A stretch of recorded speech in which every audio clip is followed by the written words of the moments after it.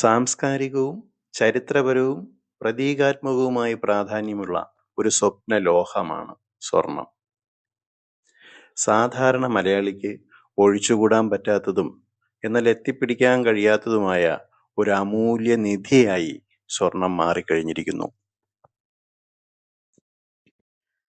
യൂറോപ്പിലെ യുദ്ധങ്ങളും അമേരിക്ക സാമ്പത്തിക അടിയന്തരാവസ്ഥ ഏർപ്പെടുത്തിയതും സ്വർണത്തിന്റെ വില വാനോളം ഉയരാൻ കാരണമായി.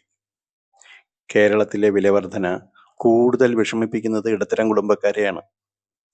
വിവാഹ ചെലവുകളിലെ 50% നീക്കിവെക്കുന്നത് സ്വർണത്തിനാണ്. സ്വർണം സമ്പത്തിന്റെയും പദവിയുടെയും പ്രതീകമാണ് മലയാളിക്ക്.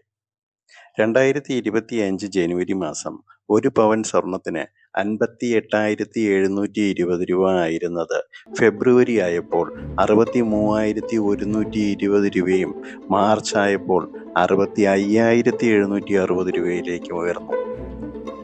ബുദ്ധിപരമായി സ്വർണത്തിൽ നിക്ഷേപിച്ചവർക്ക് കോവിഡിന് ശേഷം 2025 മാർച്ച് മാസം വരെ നല്ല പ്രോഫിറ്റ് മാർജിനായി ലഭിച്ചു. സ്വർണത്തിനൊപ്പം പല ആഡംബരങ്ങളെയും മലയാളി പകർത്തി വെച്ചിട്ടുണ്ട്. വിവാഹം ഒരു ദിവസത്തിൽ നിന്നും ഹൽദി, മഹന്തി, സംഗീത് എന്നിങ്ങനെ പല എപ്പിസോഡുകളിലായി വളരെയധികം കളർഫുള്ളാകുകയും ചെയ്തു.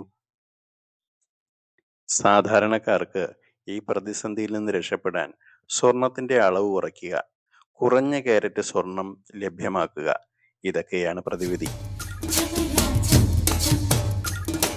നിന്റെ കീനാവിൽ തങ്കം പൂശിയതാ